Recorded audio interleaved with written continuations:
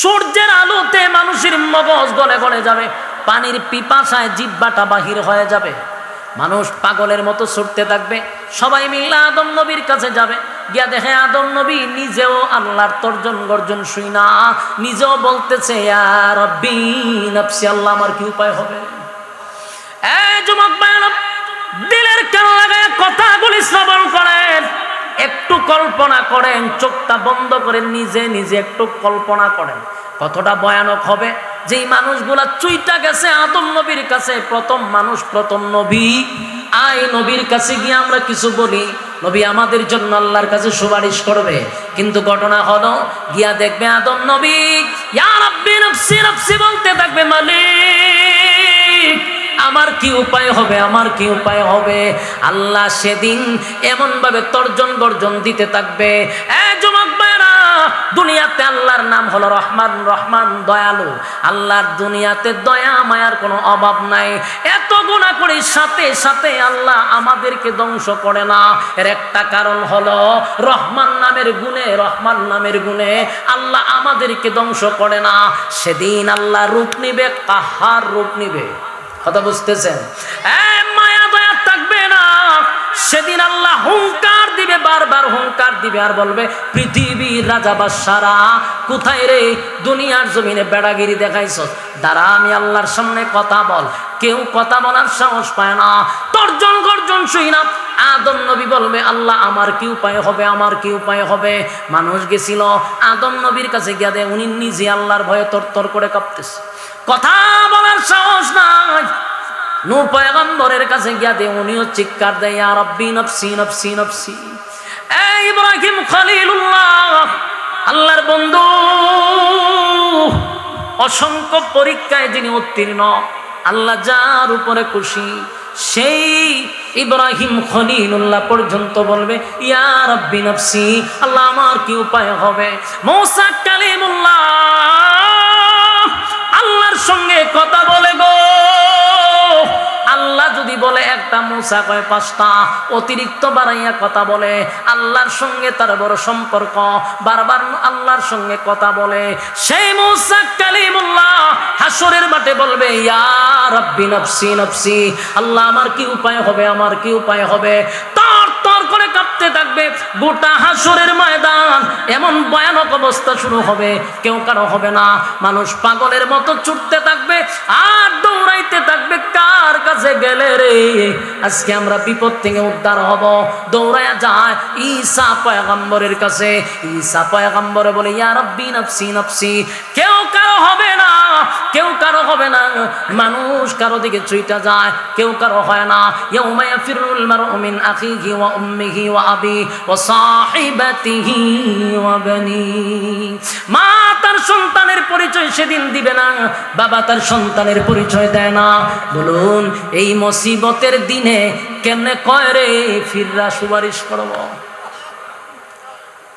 এইভাবে যে মানুষকে ধোঁকা দিতে দিতে দিতে দিতে মরিদান বাড়াইছে, এই গাঁজাখুরগুলারে বয়কট করতে হবে।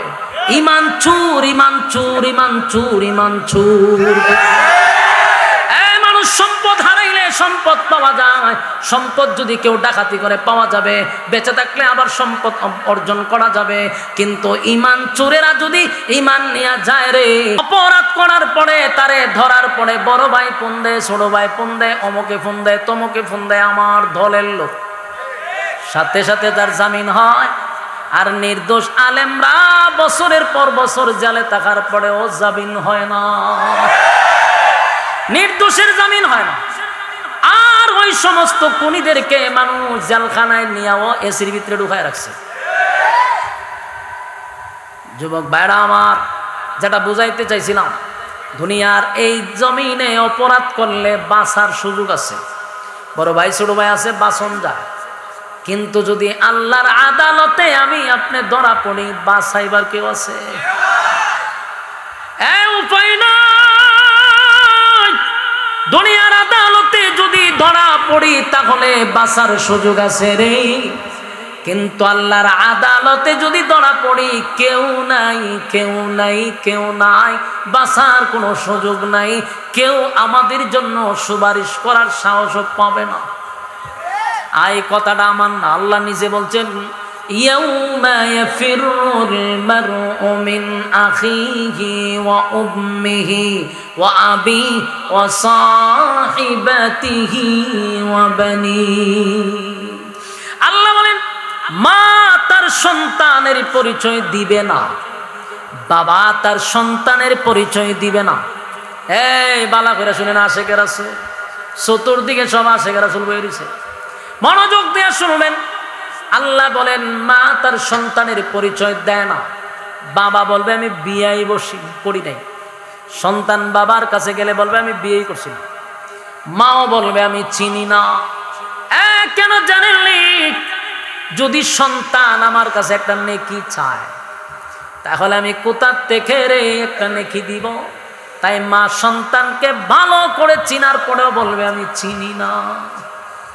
এখন আমার এই আয়াতের অর্থ বলেন, আল্লাহ কি কইছে? ওয়া উম্মিহি ওয়া আবি, মা এবং বাবা কেউ কারো হবে না, কথা হয় না দি? তাহলে মার থেকে কি মাসিরা দূর বেশি? যেই সমস্ত পীরেরা বলে হাসরের মাঠে আমরা আছি, হয়নি? আল্লাহ কত ভিডিও দেখামো আপনারা, রে প্রমাণ চান আমি দেখামো বইয়া। ডাইরেক্ট কয় হাসরের মাঠে সুপারিশের জন্য টেনশন নাই, আমরা আছি, ডাইরেক্ট কয়। এখন প্রশ্ন হলো, আল্লাহ কোরআনে বলতেছে মা বাবা পর্যন্ত সন্তানকে অস্বীকার করবে, আর তুই ডিম খাওয়ার, ছাগল খাওয়া, গরু খাওয়া ফির হয় তারা সুপারিশ করে। এরকম আশ্বাস দিয়া গ্রামের সরল সুজা মানুষকে মরিদ কইরা ঘরের ভিতরে আর কোনো মুরুগ রাখছে না, ছাগলও রাখছে না, সব খাই দিছে। এদেরকে বোঝায় টেনশন করিস না। আমি জানতে চাই ফিররে তোরে জাল্লা ইচ্ছা মতে বাইরে বতি হয়ে যাবি। মুরিদরে যদি বাইরায় খাঁচা খঞ্চি দিয়া, তে ফিররে বাইরিব জুতা দিয়া, কথা কেন? যুবক বাইরব কথাগুলি একটু দিলের কান লাগায় শুনেন। যদি কথার মধ্যে আপনার দলিল না থাকে সেই কথা গ্রহণ করবেন না। আল্লাহ নিজে বলছে কেউ কারো হবে না। এমন আরেকটা কথা শুনেন, আমার ডাইনে বামে উলামায়ে কেরাম বসা, একটা কথাও আমার মন গড়া না। আল্লাহ বলেন, আল্লাহ নবী নিজে সাহাবায়ে কেরামদেরকে বলছে শোনো, আদম থেকে নিয়া ঈসা রূহুল্লাহ পর্যন্ত সমস্ত নবী রাসূল আমাদের আকীদা অনুযায়ী মাসুম, কথা হয় না? আমাদের আকীদা হলো সমস্ত নবীরা মাসুম, তাদের কোনো গুনাহ নাই। নবীদের গুনাহ আছে? নবীদের কোনো গুনাহ নাই, নবীরা মাসুম। নবীরা সারা আর যারা আছে একেবারে আব্দুল কাদের জিলানী সহ, একেবারে সাহাবায়ে কেরাম সহ, তাদের গুনাহ আছে না নাই? নবীরার গুনাহ নাই, মাসুম। আর ফির তো বহু পরে সাহাবায়ে কেরাম যারা দুনিয়াতে জান্নাতের সার্টিফিকেট পাইছে, এরারও গুনাহ ছিল, নবীরার শুধু গুনাহ নাই। সে আদম আলাইহিস সালাতু ওয়াস সালাম থেকে লইয়া ঈসা রূহুল্লাহ পর্যন্ত সমস্ত নবী রাসূল মাসুম হওয়া সত্ত্বেও আল্লাহর এই তর্জন গর্জন দেখা সমস্ত নবীরা বলবে ইয়া রাব্বি নফসি। আমার যুবক ভাইরা, ইসরাফিল আলাইহিস সালাতু ওয়াস সালাম যখন তৃতীয় বাঁশি বাজায়া দিবে, মানুষগুলা কাদা মাটির নিচ থেকে উলঙ্গ অবস্থায় উঠে দাঁড়াবে। কথা বুঝতেছেন? যে আল্লাহ প্রথমবার আমাদেরকে সৃষ্টি করল, সেই মালিক দ্বিতীয়বার আবার পুনরায় আমাদেরকে জীবিত করবে, কথা হয় না দি? সেদিন ইসরাফিলের সিংহার ফুকের আওয়াজে দ্বিতীয়বার সিংহায় ফুক দিলে মাটির নিচ থেকে, কাদা মাটির নিচ থেকে উলঙ্গ অবস্থায় মানুষগুলো আবার দাঁড়াবে। দাঁড়ানোর পরে মানুষ ছুটতে থাকবে হাসরের মাঠে। সেদিন হাসরের মাঠে একটা তর্জন গর্জন হবে, ভয়াবহ পরিস্থিতি হবে গো। সূর্যটা চলে আসবে একেবারে মাথার কাছে, যে সূর্যের তাপ এখন বরদাস্ত করতে পারি না, সহ্য করতে পারি না। এখনকার রৌদ্র আমরা সহ্যই করতে পারি না।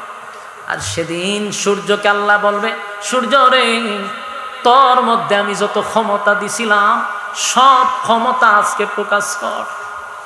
সূর্য তার পূর্ণ শক্তি নিয়ে হাসরের মাঠে আসবে এবং মানুষের একেবারে কাছে চলে আসবে। মাথার মগজটা গলে গলে গলে গলে গলে গলে পড়বে।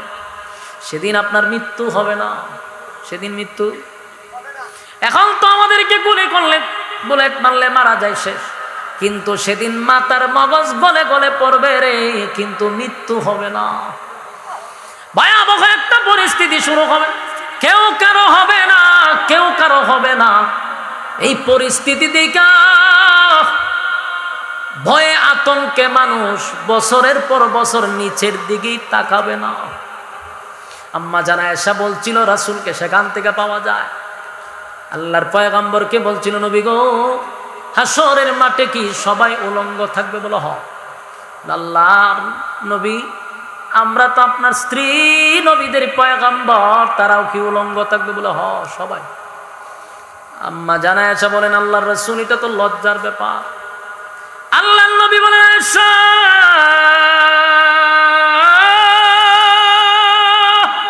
এমন একটা মাঠ, যেই মাঠে লজ্জা নাই, তুমি তোমার লজ্জাস্থান তো দূরের কথা, কেউ কারো লজ্জাস্থানে তাকাবে না বছরের পর বছর।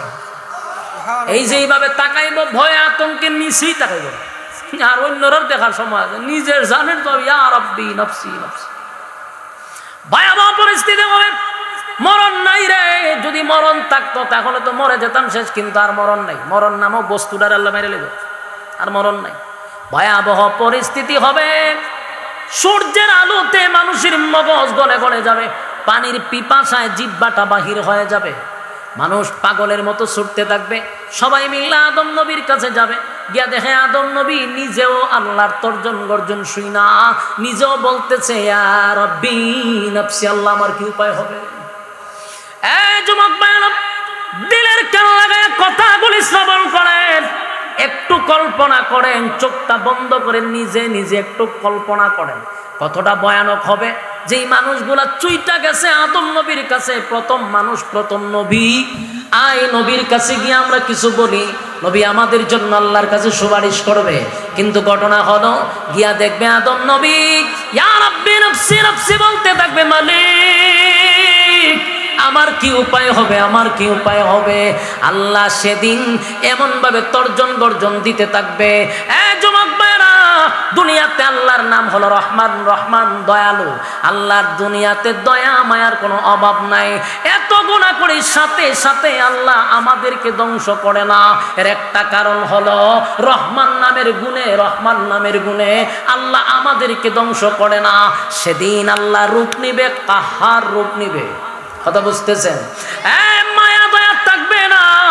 সেদিন আল্লাহ হুঙ্কার দিবে, বারবার হুঙ্কার দিবে, আর বলবে, পৃথিবীর রাজা বাদশারা কোথায় রে? দুনিয়ার জমিনে বেড়াগিরি দেখাইছ, দাঁড়া আমি আল্লাহর সামনে কথা বল। কেউ কথা বলার সাহস পায় না, তর্জন গর্জন শুই না। আদম নবী বলবে, আল্লাহ আমার কি উপায় হবে, আমার কি উপায় হবে? মানুষ গেছিল আদম নবীর কাছে গিয়া দেয়, উনি নিজে আল্লাহর ভয়ে তরতর করে কাঁপতেছে, কথা বলার সাহস নাই। নূহ পয়গম্বরের কাছে গিয়া দে, উনিও চিৎকার দেয়, ইয়া রাব্বি নফসি নফসি নফসি। এই ইব্রাহিম খলিলুল্লাহ, আল্লাহর বন্ধু,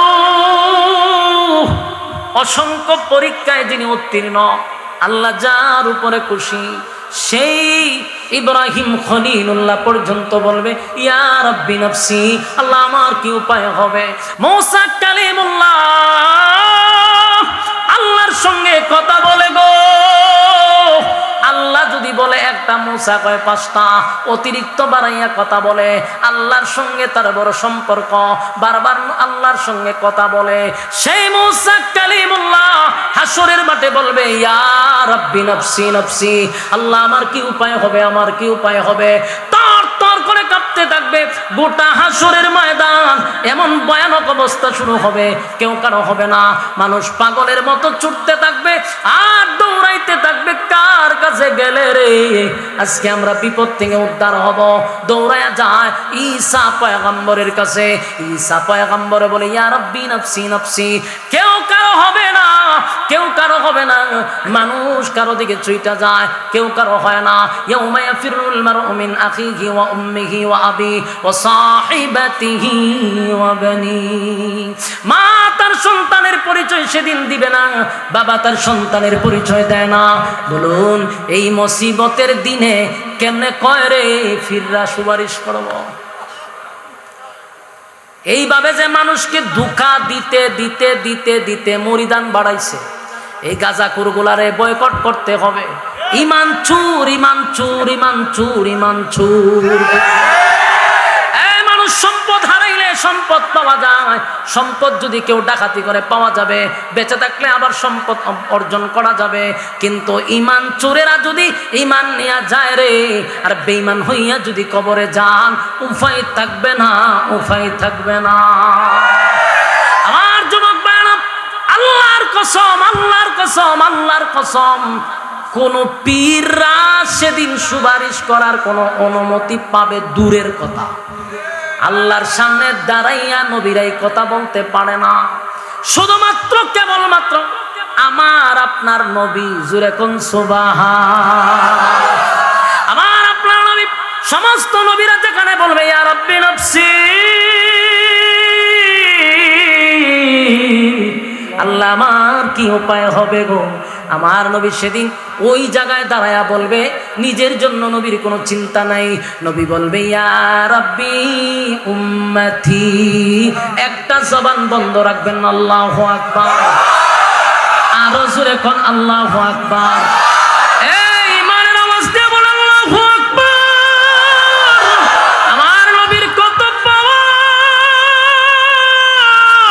মালিক আমার নবীর কত পাওয়ার দিছে গো।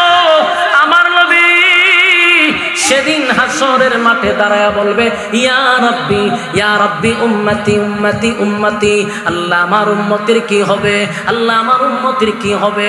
আল্লাহ বলে বললু কান্দেন না।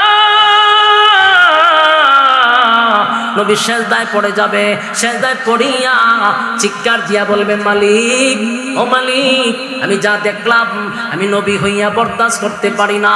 আল্লাহ আমার গুনাহগার উম্মতের মাথার মগজ গলে গলে পড়ে গো, মাথার মগজ গলে গলে পড়ে। আল্লাহ আমি নবী হইয়া বরদাস্ত করতে পারি না, নবী হইয়া সহ্য করতে পারি না। আপনি রহমান হইয়া কেমনে সহ্য করেন? আল্লাহর কুদরতি পায় নবী কান্না শুরু করে দিবে, এত কান্না, এত কান্না নবী শুরু করবে। আল্লাহ তখন ডাক দিয়া বলবে হাবিব, দুনিয়ায় বড় কাঁদছেন আপনি, আজকে আপনার কান্নার জায়গা নয়, আমি আপনারে খুশি করব। দুনিয়াতে সুসংবাদ জানাইছি, ওয়ালা সাউফা ইউতিকা রাব্বুকা ফাতারদা। আল্লাহ বলেন যতক্ষণ না পর্যন্ত আপনি খুশি না হবেন, খুশি না হবেন, আমি আল্লাহ আপনাকে দিতেই থাকবো, দিতেই থাকবো, দিতেই থাকবো। জোরে জোরে কোন সুবহান।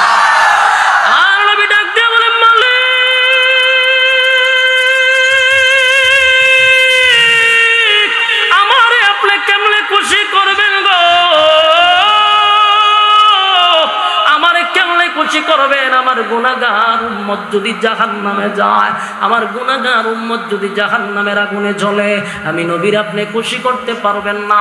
যতক্ষণ না পর্যন্ত উম্মতের ফয়সালা না হবে, ততক্ষণ পর্যন্ত আমি নবী খুশি হব না। আল্লাহ তখন ঘোষণা দিবে, নবী মাথা মুবারক ওঠান, আর কেন্দেন না, মাথা মুবারক তুলেন, মাথা মুবারক তুলেন। আমি আল্লাহ ওয়াদা দিলাম, যারে খুশি তারে লইয়া আপনি জান্নাতে যান। আমার যুবক ভাইরা,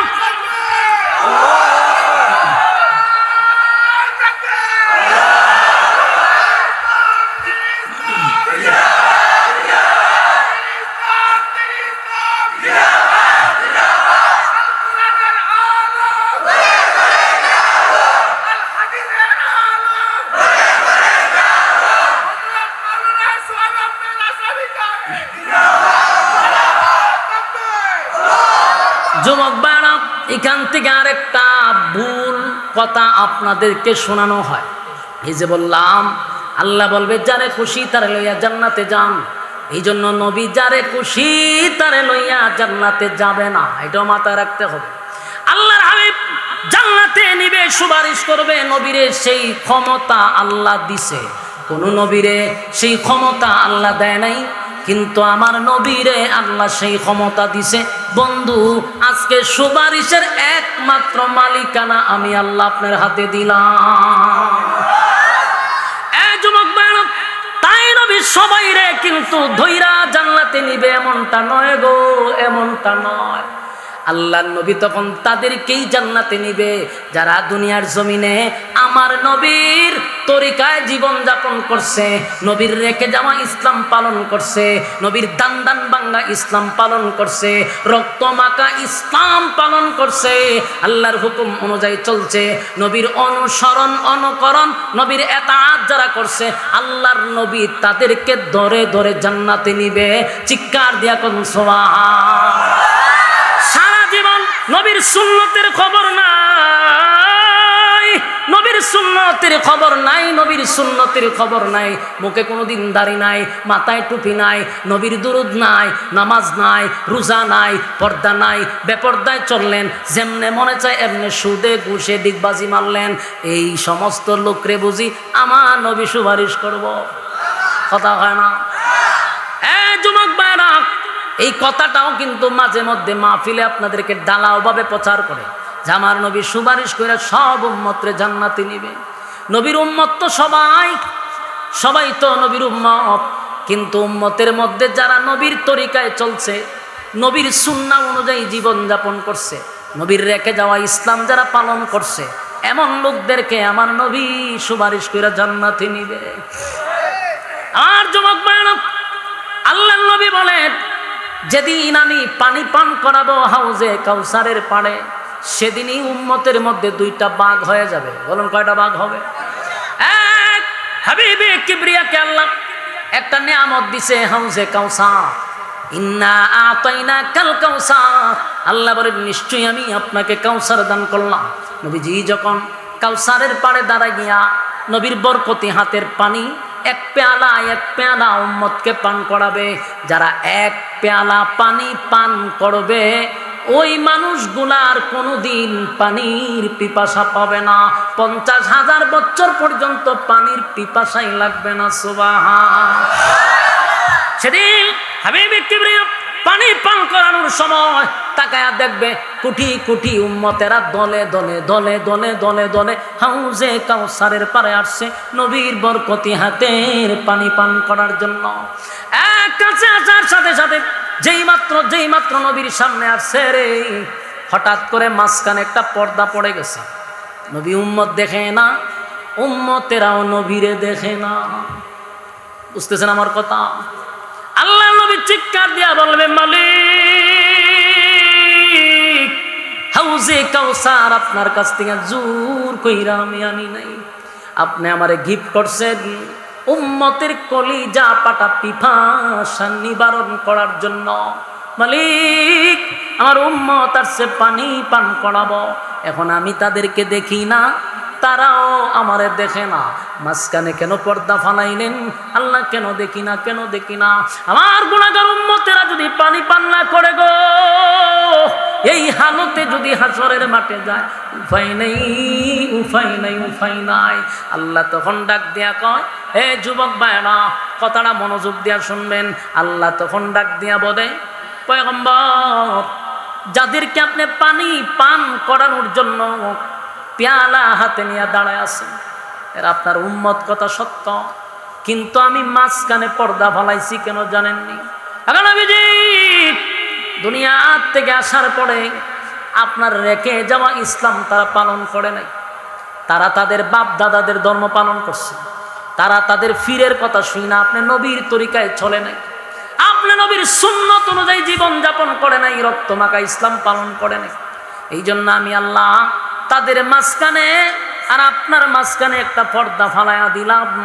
যারা আপনার এতাআত করছে তারা আপনার বরকতি হাতের পানি পান করবে, যারা আপনার সুন্নাহ অনুযায়ী চলে নাই, আমি মালিকের গোলামি করে নাই, তাদের মুখে আপনার বরকতি হাতের পানি পান করতে দিব না।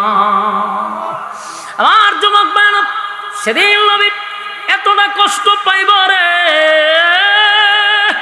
পয়গম্বর চিৎকার দিয়া বলে উম্মত কেন রে, কোন কারণে তোরা আমার রেখে যাওয়া ইসলাম পালন করলি না? আল্লাহর নবী সেদিন কানবে আর বলবে উম্মতেরা বল, কমপ্লিট ইসলামটা তোদের কাছে আমানত রেখে আসছিলাম।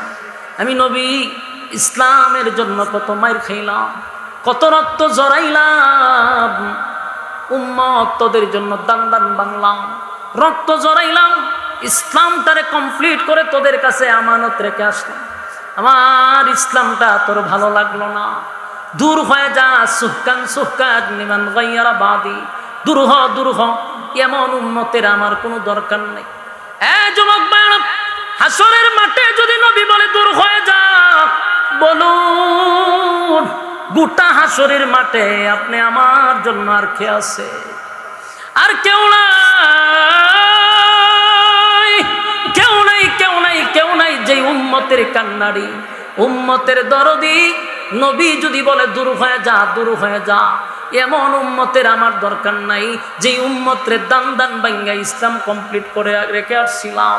আমি নবীর তরিকায় চললি না, ল্যাংটা জড়ার কথায় চলছস, আর বছরে একবার মা বাপরে বুঝতে খাওয়াইলি না, বাবার দরবারে গরু লইয়া গেছস, মন গড়া জিন্দিগি চালাইছস, এমন উম্মতের আমার দরকার নাই।